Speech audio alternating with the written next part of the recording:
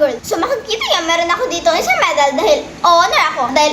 Nag-request ako kay Tito Dugs na Gold Food Mukbang! So mga kadugyo, dahil sinundo ko si Kappa Girl sa school, dumaan na rin kami sa 7-Eleven at bumili kami nakakulay ng medal niya. Gusto niya kasi kumain ng mga gold na foods katulad ng medal niya. Kaya eto, bumili kami ng Gold Foods Mukbang! Ito mga kakainin namin. Ferrero, Quick Overload Mocha Butter, Choco Mucho, Haribo Gold Beers, at Twix. Okay sa mga kadugyo ngayon, kakainin namin to at i-rate namin kung anong pinakamasarap. Let's go! Una, itong Ferrero. So, meron tatlo, tig-isa lang kami. Buksan na natin. Ayan, ito ang tsura niya. Let's go!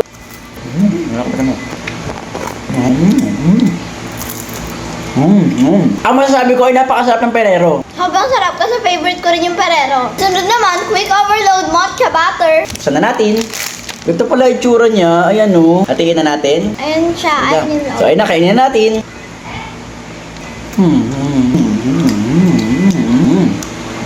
Para lang siyang tinapay na may chocolate. Aka naman, para siyang marshmallow na may chocolate kasi ang lambot niya. Next, itong Haribo Gold Bears. Buksan na natin.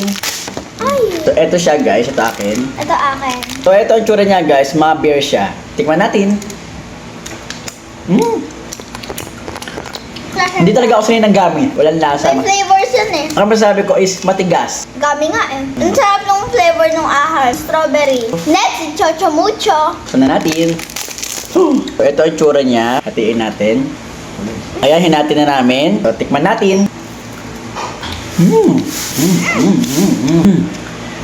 Masasabi ko gusto ko ang crispiness at crunchiness niya. Chewy siya sa loob. Nothing special pero masarap siya. Next naman ay Twix. Buksan natin. Okay guys, so mahaba siya ang kaso naputol kasi malambot. So tikman na natin. Busing ko.